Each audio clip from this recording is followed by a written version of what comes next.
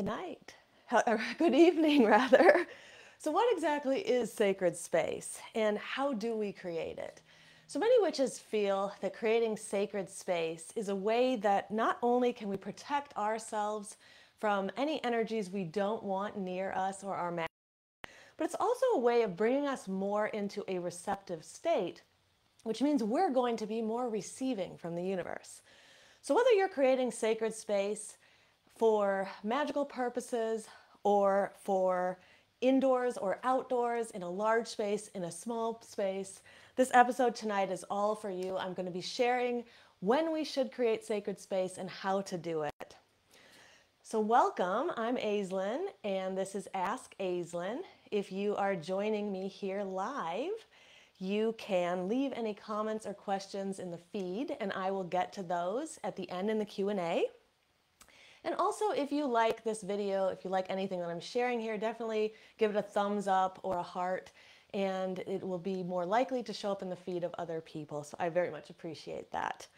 So let's start by talking about some definitions of sacred space.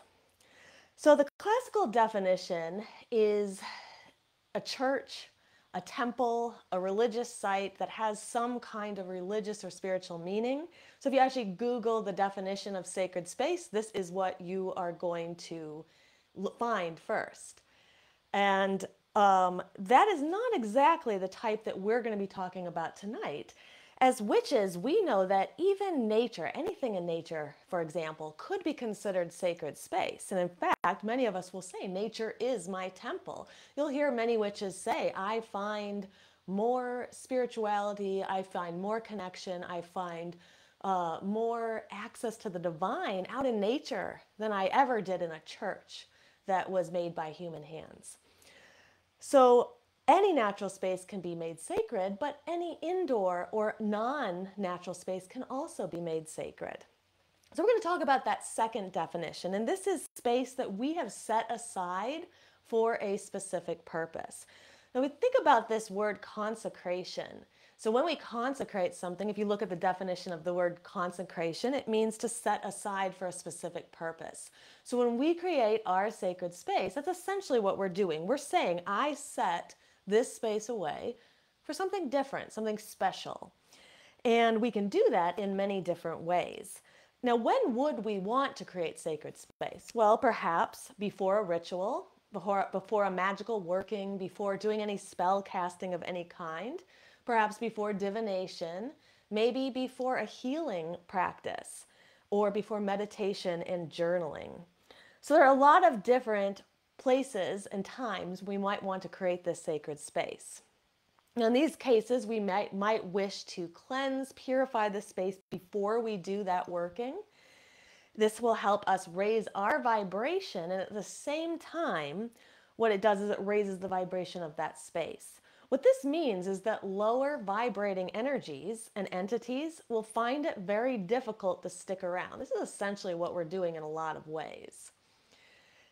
So just pausing for a moment to say hello to those who are joining. So nice to see you guys. Hey, everybody. So if you are feeling threatened in any way and you don't know why, you can always attempt to cleanse that space by purifying it in some way. I'll be sharing some methods in a little bit about how to do that.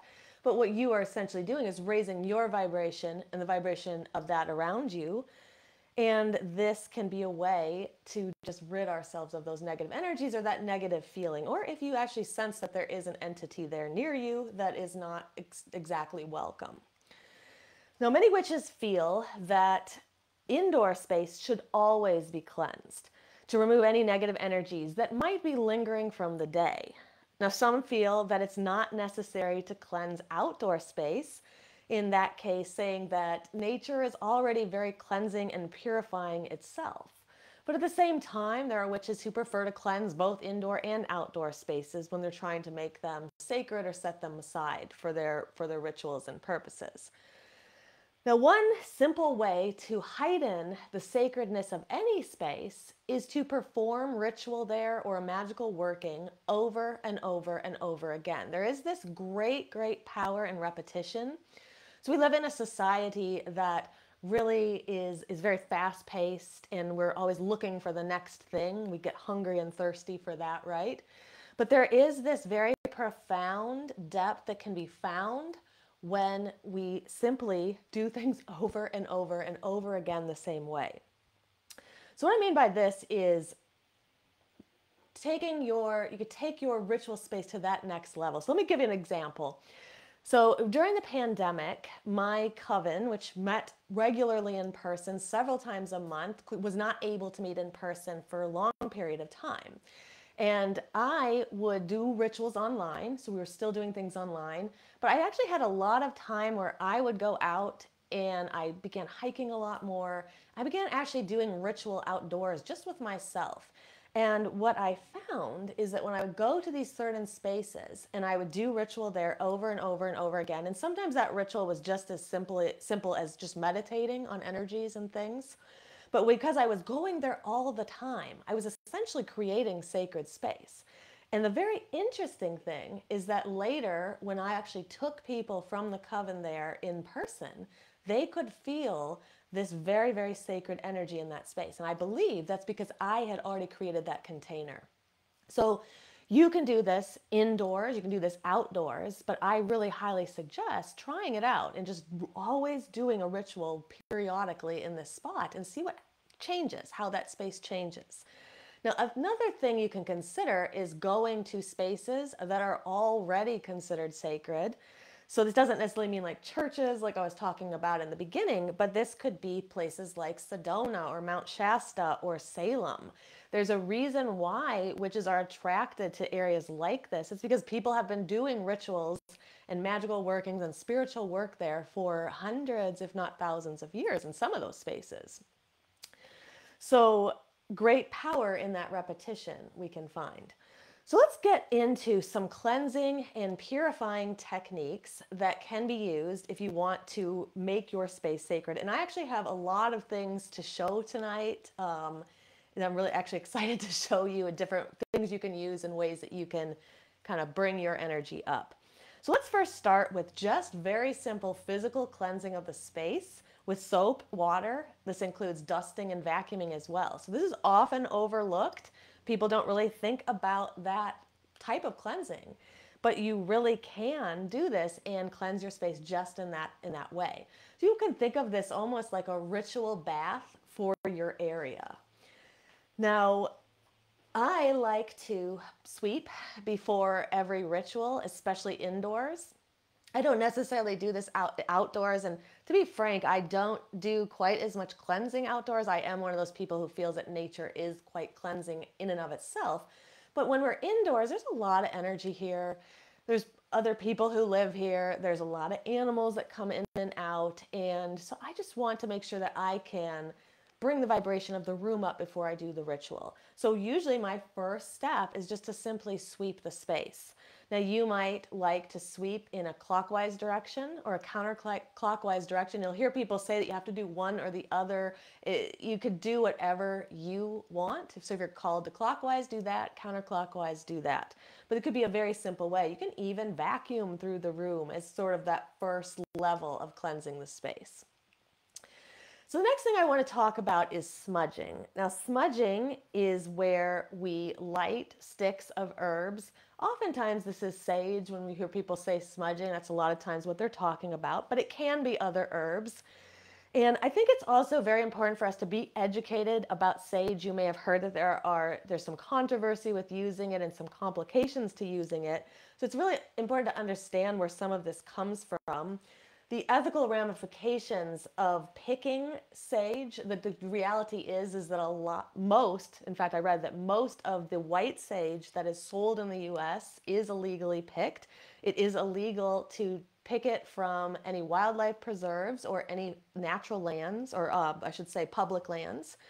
So if you really want to use white sage, one of your best things is to grow it yourself. So there's a lot of people here in California I know who grow it on their own property. There's nothing illegal about that and picking that and using that. The other thing is that you can find other forms of sage that are not white. So I just urge you to be aware of this and just to be educated about it when you're going to buy sage. The other thing you can do is use other herbs in a smudge stick. So for example, rosemary is a really good one. I have a friend who made lovely smudge sticks using rosemary, and I got one from her a few years ago at a pagan festival she had at her house. People use lavender or cedar.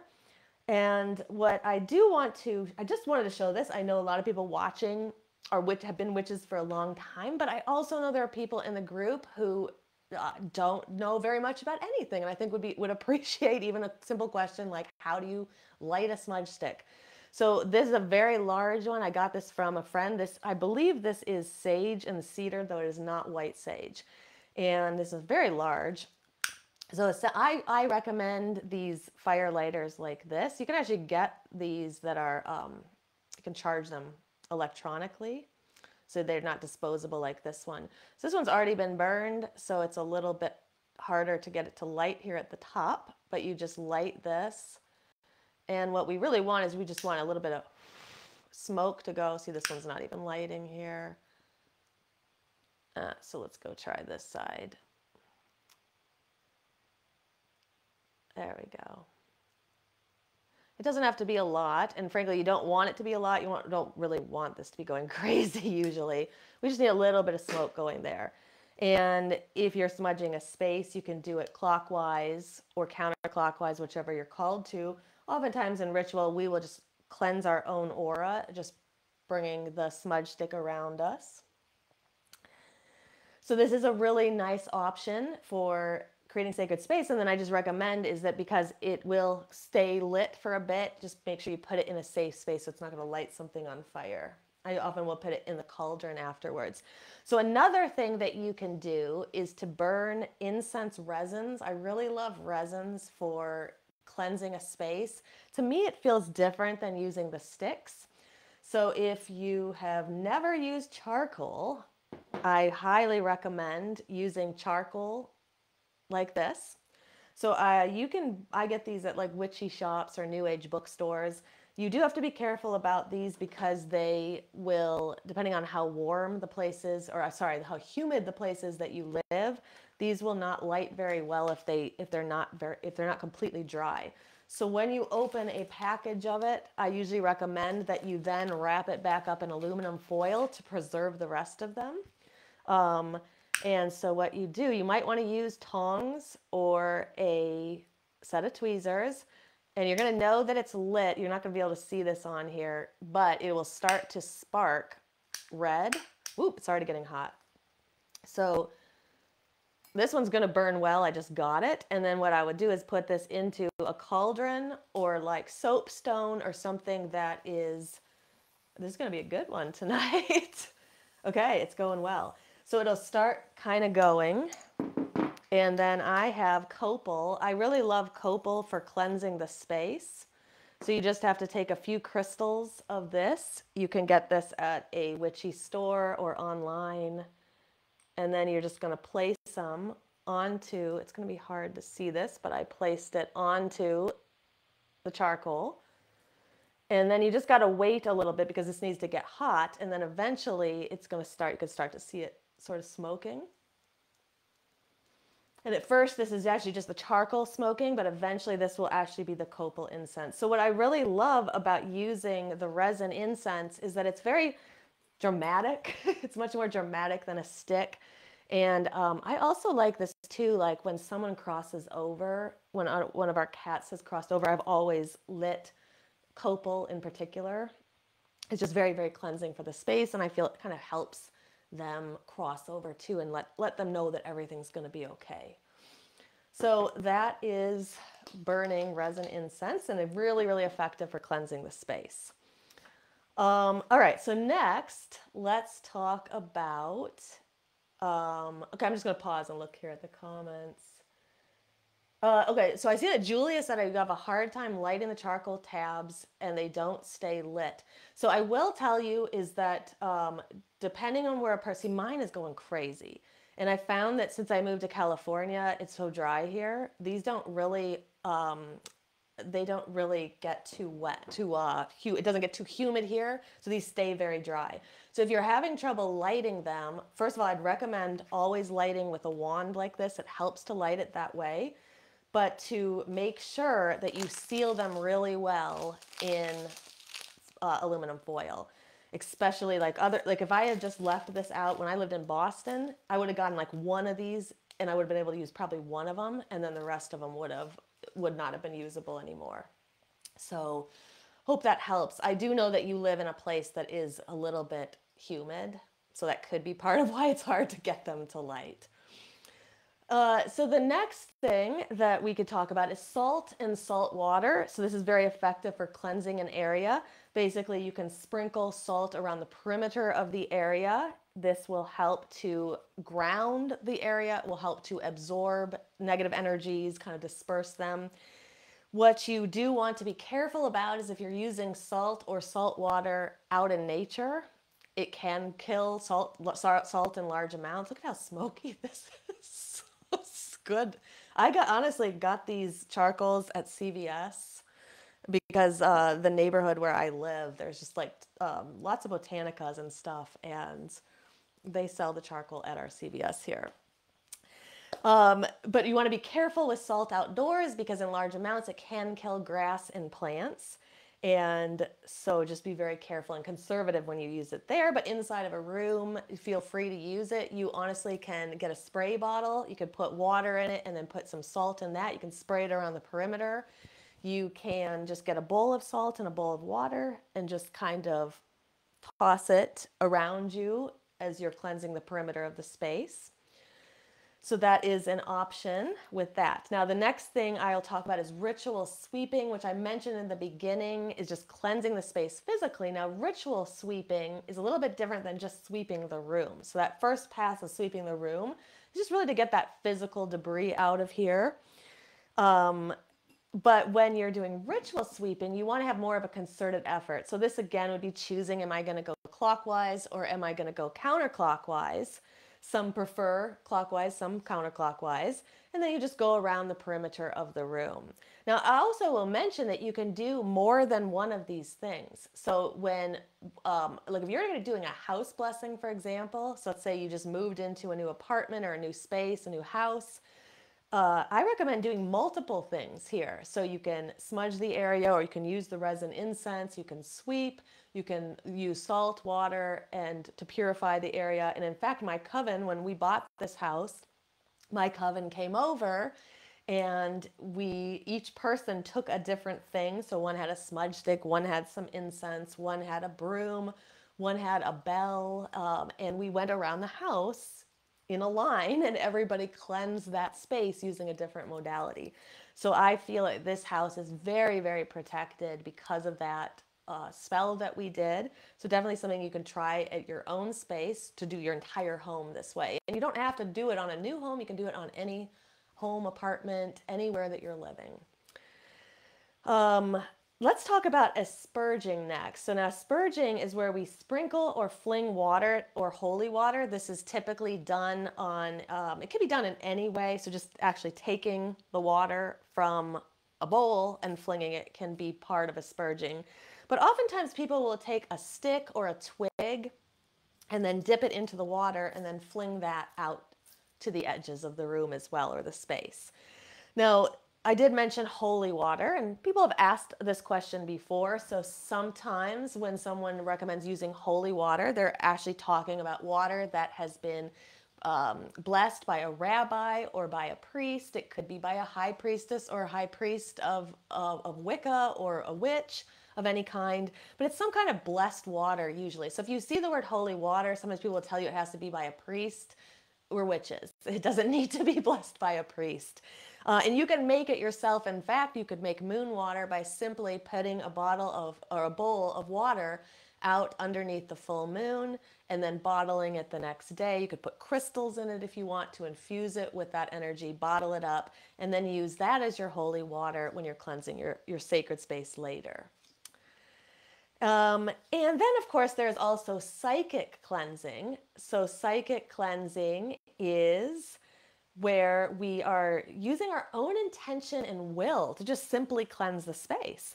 So usually this is done in some kind of a light meditative state. We will visualize or sense or feel the space being cleansed around us. cleared of negative energies. And you can do this to yourself as well.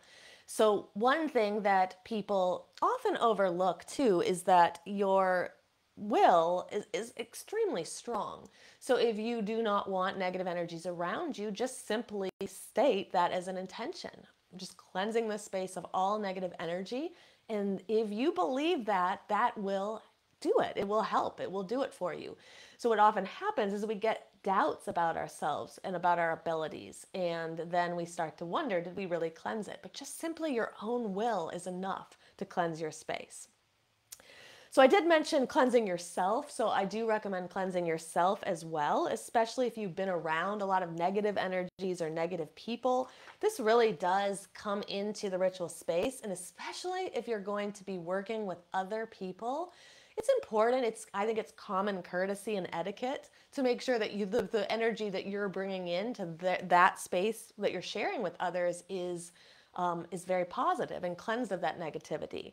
So this could mean ritual bathing or showering before a ritual or magical working. It could be smudging yourself, like I mentioned in the beginning. It could be meditating to clear out the energies. I really love the purification of the elements ceremony, and I am going to post a video at some point soon that shows this. If you've come to any of my Sabbat rituals, we often do that in the very beginning, and as the members of Shadow Seekers know, we sometimes do that in some of our rituals. But the purification of the element ceremony is very simple, and you basically get something to represent the 4 earthly elements, so air, fire, water, and earth. And I recommend a bowl of salt or soil for earth, a bowl of water for water, a candle for fire, and then something for air could be incense, it could be a smudge stick, it could be a feather. If you don't have any of those things, you can visualize all of this or imagine it happening. And then you simply just clear your energy using those. So to just dip your hands in the salt or the soil and just rub it between your hands, and do the same with the water. Run your fingers over the candle, light the smudge stick or the incense, and then clear your aura using that. And it's a very beautiful, small ceremony that takes just a couple of minutes. So I will definitely post a video of that very, very soon. And you can use that before a ritual or magical working or spell casting. But you can also just use it daily just to cleanse yourself. It's very, very nice practice. Okay, so I wanted to say a little bit about what happens if you have a very small space. So sometimes people don't have a lot of space and they worry about, well, how can I create sacred space if I don't have much? So there's a lot of things you can do. The first thing I want to show you is a gift that I received from my friend Anne when I first joined my very first coven. This was a gift she gave on my initiation, and it is a little pouch. So let me hold this, and it's like, there, that looks a little bit, it's a little dusty it looks, but it's a little pouch. And inside of it is all that you would need to set up a small mini ritual. It's really meant to be like a travel rituals. But she put inside of here these 2 little bowls. And with those bowls, she provided a small bottle of salt and a small bottle of water. And so you could pour these into the tiny little bowls, which are like that. It's just so creative and so clever. This is what a wonderful gift, right?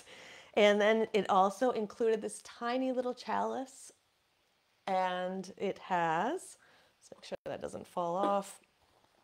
She had a little candle holder, and then inside she placed several chime candles. So there's a whole set of these. You could pick your color and then put that in there and burn your candle. Now she also had, so clever, these are incense matches. So you could just light that if you don't need a lighter. I mean, you could always throw a lighter in here, but you could light that. Then you have not only the incense, but a means to light the candle. And then she had this tiny little smudge stick here. And I think that's about all that was in here. Let's see if there's anything else. Oh, it had a little selenite crystal. But it's just all of this together, right? You could put together a little purifying ritual for yourself and just so clever. And you wouldn't need much space, right? You would just need a small countertop, or you could even do this in a hotel room if you were traveling. So I just wanted to share that. And it also is such a neat idea for a gift. So if you're looking to give that witch in your life or your witchy best friend something fun, make one for yourself and then make one for them as well. All right, so the other thing that if you have a very small space, you could just simply purify and cleanse the space around you and then do some very simple practice in that way. So just smudging, water, salt, if you're in a space where you can't really burn anything. And also remember that your magical practices and workings, they don't have to be big and elaborate. They can take place just in your mind. And in fact, there's a question in the Q&A later that I'm going to talk about where the person asked if they had to use all these tools. But really, your magic is happening in your mind. You don't need all of these things. So if you have a small space, don't worry. You're still doing the magic. Now, also, you don't have to be practicing magic in order to bring some of the sacred into your space. Or some of the magical into your space. So I will tell you about, I work from home. I am a teacher. Many of you know that I'm a teacher, but I also run Shadow Seekers in this group. And so I have that spiritual business. And so my desk is in the other room. And I just put, basically inspired by another person here in Body Mind Witchcraft who was talking about this, I put a salt lamp in there next to my desk and some crystals, and that simple act was enough to raise the energy of that space, and it makes my mundane world that much more magical. So it's just a thought, you don't have to wait to be doing magic or anything. You don't have to have an intention or anything to bring some of the sacred into your space. All right, so I am going to answer some questions. So I have a few that people actually sent to me before this, and then if there's any in the feed, I will definitely answer questions now. It doesn't have to be about sacred space or purification or cleansing. It can be about anything. So the first question I wanted to answer was from Tanessa. So she said that this is a very interesting question, is she said that she was trying to get an Akashic Records reading from a girl who said that her heart, sacral, and throat chakra are so closed. And she said, I can't achieve a reading until I remove them.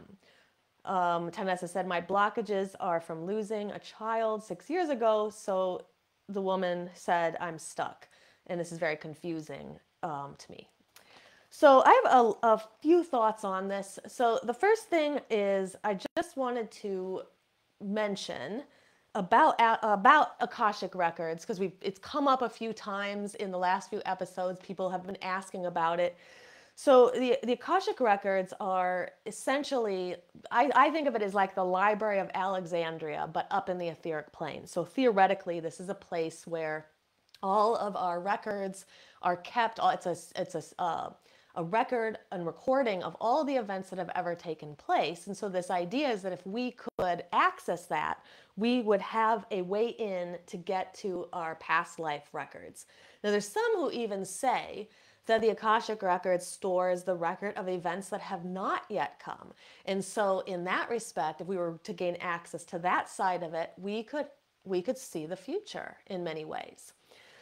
So the thing about Akashic Records is that there's sort of a divide here as to how do we access these. Now, the word Akasha itself, it comes from Sanskrit, and it means several different things depending on how we translate it. It can translate to space.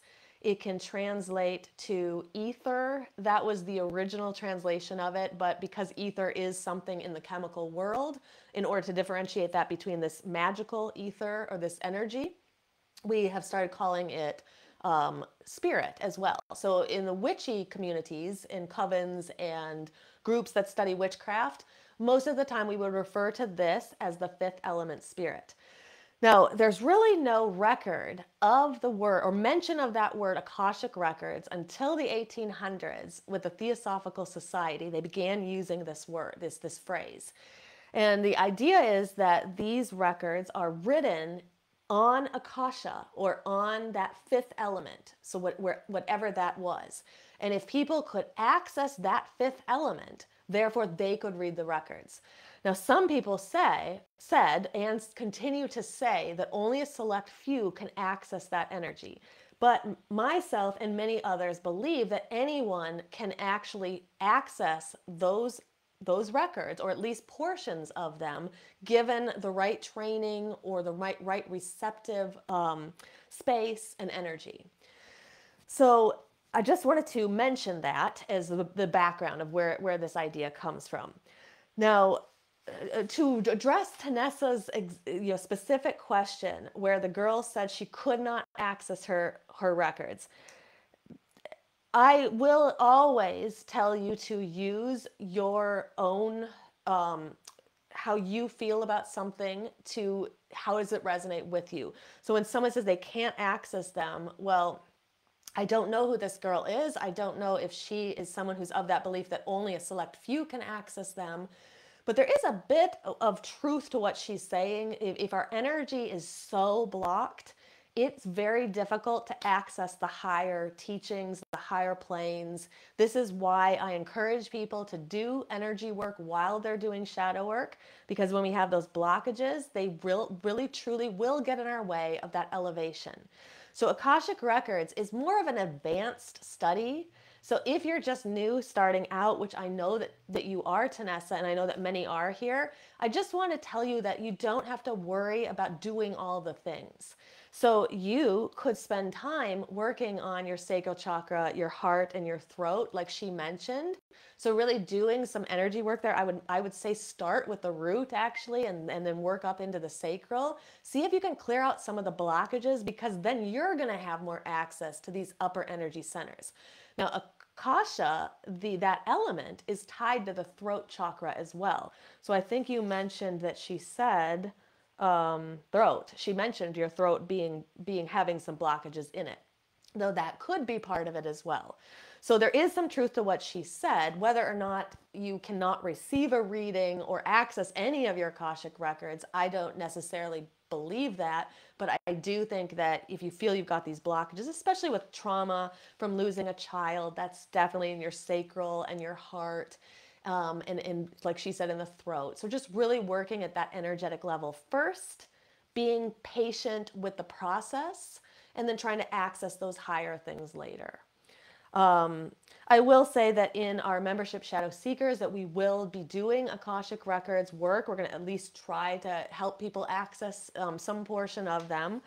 So that is something to consider. And we do all of that energy work as well, working to unblock the chakras as one of our main goals in that group as well. So I hope that helps. And I am going to go to a second question here, and then I know there's some coming in the feed. So Kristen's very new, and she said she has zero background in astrology other than knowing that she's a Pisces. She said, I very much want to know and understand what others are talking about when they say rising, ascending, houses, retrogrades, etc., etc. So she said, is there a comprehensive resource that I can access that explains all of these things to me? She said, I've looked up my birth chart, but it's like a foreign language to me and I want to understand. And so absolutely, like anything new that we're studying, astrology can very much feel like a foreign language when we're first starting out. So I recommend, I'm going to give you a little like crash course, like a 3 or 4 minute crash course in like those basics. And then I have a couple of books I'm going to recommend to you as well. So first of all, your sun sign, which is the simplest one to find because that's the one that many people say our horoscopes are based on. That is your I am, it's your identity. Some say it might be your core, your ego. This is really like who you are. Whereas your ascendant, your rising sign, is the sign that was on the horizon at the time of your birth. Now, for this reason, and because the ascendant starts an entire chart, it's really important that you know your birth time, if possible. Now, I know that's not possible for everybody, but if there's any way you can find it, I would always try to find it if possible. If you can't find it, you can always just base the chart on midnight or 12 p.m. noon, which is what people will often do. But what that can mean is the chart can seem very off at times. And there are people who do astrological chart rectification.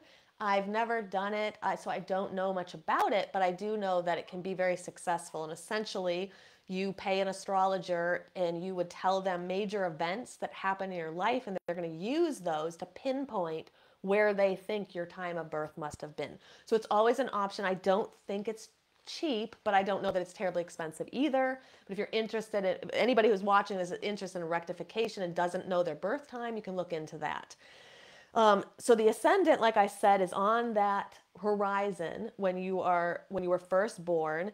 This is like our outward style, and some people say this is the mask that we wear. It's what other sort of that part that gets projected out to the world that everybody else gets to see.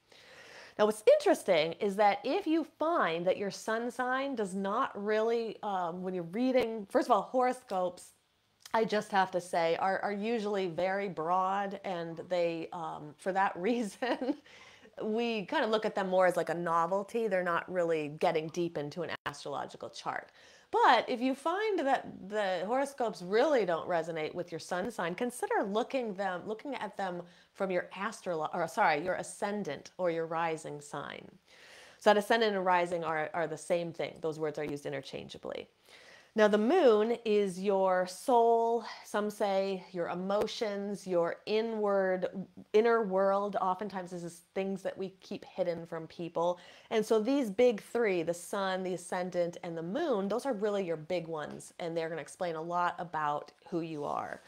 Now, I will say that if you would like a good source, I'm going to share this book. It's very well loved. It doesn't even have a cover anymore. So this is the only astrology book you'll ever need, and the author's name is, doesn't even have a cover, Joanna Martine, I think it says Woolfolk. Yeah, Joanna Martine Woolfolk. Now, I will say, I have about 20 or 30 other astrology books, so it was not the only one I needed. But when I was first starting out, this is one of my first ones I ever bought, over 20 years ago. It does teach you how to actually cast a chart on your own. But I think this book is such a great resource because it goes through all the signs and the planets and the houses, everything that you were asking about. So just a fantastic, fantastic resource. Now, another book that I found highly, highly valuable is Understanding the Birth Chart Astrology by Kevin Burke. This teaches classical astrology from a tropical system. It's very good. As far as I know, it's not really about casting your own chart. You could have a chart already cast, and then it will go through. It's going to tell you just a great resource. It will go through all the signs, the houses. It will explain everything to you systematically. So I hope that one of those books can help, and that'll give you good background there. All right, and then I have a third question, and I'm jumping into the chat. And this one is from Nancy, and she said that she loves being a witch, but I mostly work with my intention and herbs, not a lot of props. She said, should I be using other items in my craft work? Well, I've got a question for anybody who asks me that question is, do you want to? Because all of this is up to you. There's really no should or shouldn't here. It's how you feel and what resonates with you. So it sounds to me like you're more of a green witch. You say you really like working with energy and herbs, and really that is all that you need. It's just your mind. That's where magic is happening. Your mind and your intentions and your will. Those are the only things you need. Now, some witches use tools and props. Just like herbs, they have an energetic component to them and different properties. And so what they essentially do is they are changing energy, your energy, the energy of the space, to get everything aligned. And so what people use them for often is to just align themselves with the energy of their intentions. That's why we would choose certain stones or certain herbs or certain tools if we have a certain intention. But you don't have to use any of these things to be a witch. If you feel drawn to a tool, try it out. If you feel drawn to using an athame, I personally have always used one. I really love it very much. But just see what you're drawn to. But no, to answer your question, you do not need to use any of these tools at all. Okay? Just like you never should feel like you have to do anything. All right, let me see what is in this chat here. And I see that Julia said that you don't keep them in the tight aluminum. Yeah, exactly. In Boston, when I had the charcoal, like I said, I would not keep them, and I would like get like one or two of them, and then the rest didn't burn. So try that and see if that helps. Um, let's see here. Danielle said she's been working with a very toxic person at work. I started bringing crystals and wearing oils, and I've been drawn to salt baths every night, and it's helped a lot. Yeah, totally, right? So that toxicity, even with the best of our own defenses, that toxicity can be really, really difficult. So doing anything you can to just make your space feel good. I remember my friend, like I worked with a rather toxic person, and my friend gave me an oil, and it was called like Bad Boss or something like that. And she got it at some local witchy store. But I would put it on me and on the desk, and it actually seemed to help a little bit. So sometimes maybe it's just us thinking it's helping. But I think that anything that we use that can bring up our energy can really help when we're forced to be in spaces where people are just not resonating with us. Um, all right. So Elaine said, "What crystals do you recommend for cleansing?" That's a good question. So when it comes to crystals, I always say to try to use your intuition first and foremost. So what you feel drawn to is usually the crystal that will work for you. But really good go-tos are, I love selenite. Selenite is incredibly cleansing. White quartz or just regular quartz crystal, clear quartz crystal is very good. I like amethyst a lot because it is resonates with the very high upper sixth and seventh chakras. And so those chakras, they are at a higher energetic level. So it just simply it has to bring up the energy around you. So those would be my favorites, I think. Another one that's really interesting is it's called the Witch's Finger, and I've only seen it in a few places. I found one in Sedona actually, and it is like, it actually is interesting because it looks like it has like knuckles, and it's just like a long, like long stone, kind of very thin stone. And that one's supposed to be very good for raising energy, and it's also very good for shadow work. But other stones that you can use, so I kind of mentioned those lighter ones, but you can also use dark colored stones. So like onyx and obsidian can be very good for absorbing negative energy as well. I love those. Black tourmaline is a good one. But at the end of the day, whatever resonates with you is probably going to be the best one. Um,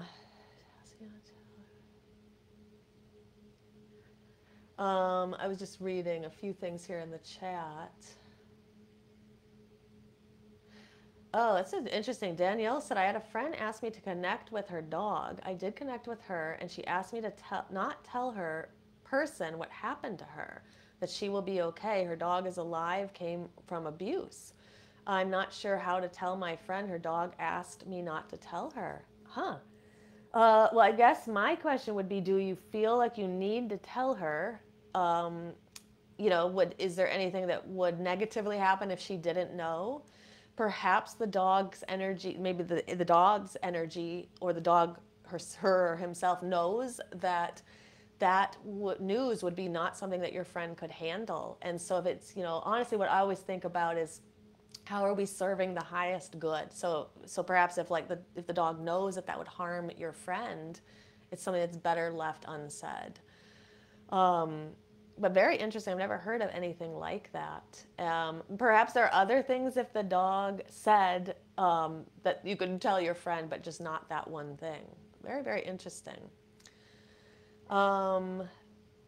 Let's see here. So Tanessa's here with us live. Okay, you said thank you. Yes, I've decided to open up my closed chakras. Yes, exactly. You need to crawl before you can walk. It's baby steps. Sometimes when we get into all this stuff, we get really excited. So I still remember late teens, early 20s when I was really getting into all this, and I just bought all the books and all the tools and everything, and it can be very overwhelming. So we really want to start in one place and just sort of let us be called and let that path unfold before us. The path where I am right now is not the path I was on when I started. So just really being receptive and open to the path and where it leads you.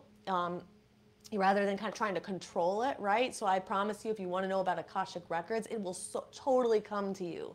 But right now, it sounds like working with energy and kind of clearing out some of your chakras would be very good. Carla says, how often should we be doing ritual? I know that's different for everyone. Yeah, the answer is going to be different for everyone. I would recommend, if you're starting out, choose a cycle of the moon, part of the moon cycle that you really like. The full moon, the dark moon, the new moon. Choose something like that. And just make a commitment that you're going to do a ritual or some kind of magical or spiritual working at that time for the next 3 to 6 months and really get into the groove of that energy. So I personally do a ritual every dark moon, and I do one every new moon. And then sometimes I'll do rituals for Sabbats, but maybe, and then I'll do a ritual when a need arises. So perhaps a pet that needs healing energy, or something about a job or a business, or just strengthening relationships, things like that. But you're right. The answer is going to be different for everybody. But I guess my very best advice would simply be to just do something and try to do it regularly and just see how that feels. So yeah, Danielle said her heart's friend would break if she knew that news. So yeah, so I agree. It's better left unsaid, especially if it's going to cause more damage than good. Carla says full moon. Yeah, so try out your next full moon is on the 7th of March. So start there, and then you could go very simple. It doesn't have to be a big elaborate ritual, and just try that out, and then try the next full moon and the next full moon. Personally, my full moon practice is pretty much the same every single month. I go to the beach and I do a little ritual there. I just connect to the elements, and then I will sometimes often do a spell in the middle, and then just kind of connect to the earth, or to the mother goddess, the earth goddess, as well as the ocean goddess.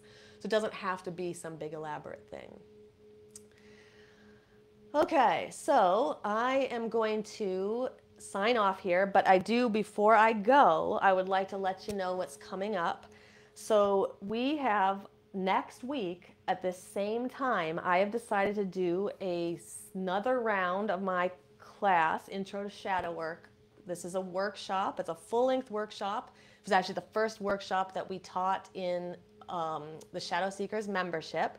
So if you've actually been to this workshop, you can come again, because I teach it a little different every time. But if you've never been to it, this is a great opportunity to learn more about shadow work, how you can use it as a witch, an empath, a magically and spiritually minded person.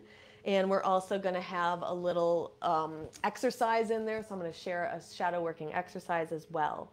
So that will be next Wednesday, 3/1 at 5:30 p.m. Pacific time, 8:30 p.m. Eastern.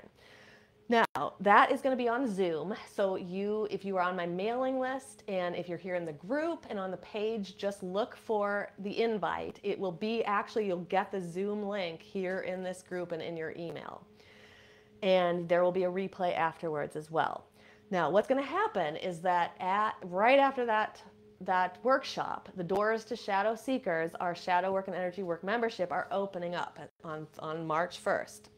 And they're going to be open for the next 6 days, I think, until March 7th. Now, here's the thing, though, is if you are on our waiting list, which many of you here are, and if you're not on our waiting list, I recommend message me or email me and let me know you'd like to be on the waiting list, because starting this weekend, I'm going to start sending messages out to everyone on the waiting list, letting them know that they can get in early before our spots fill up. We're not really sure. There's a lot of people on the waiting list right now. It's more than there were last time. And so we only have a limited number of spots each time we open our doors. The next time we'll be opening them is again in June or July. So if you want in now, definitely get on that waiting list so you can get the offer early. And there's also going to be a discount, because our price did go up again this time, but we will give a discount to everybody on the waiting list. Okay, so if you not sure you're on there, doesn't hurt to reach out to me and let me know, because I'll be sending out those messages. Be watching for your messenger and also be watching your email. And also, for anybody who just wants to connect and isn't sure if the membership's for them, first of all, I'll be telling a lot about it in all the information I'm sending you. Also, in that Introduction to Shadow Work workshop at the very end, I'll be talking a lot about what's included in the membership. But if you're still kind of on the fence, then I will also be offering 15-minute connection calls where you can just jump on Zoom with me and get to meet me before deciding to work with me and join the membership. And I can I can answer any questions that you have. So I just want to give everybody a heads up. We got a lot of exciting things coming. And, oh, so Daniel said, how long is the class? I assume you mean the workshop. It'll be about an hour. It'll be around an hour. Sometimes it goes a little bit longer. And Elaine, I think you're on the waiting list, but if you're not, I will put you on it for sure, okay? So if I missed anybody's questions or comments, I'll go back through the feed after this is over and I'll answer everything for you, okay? And until next time, blessed be.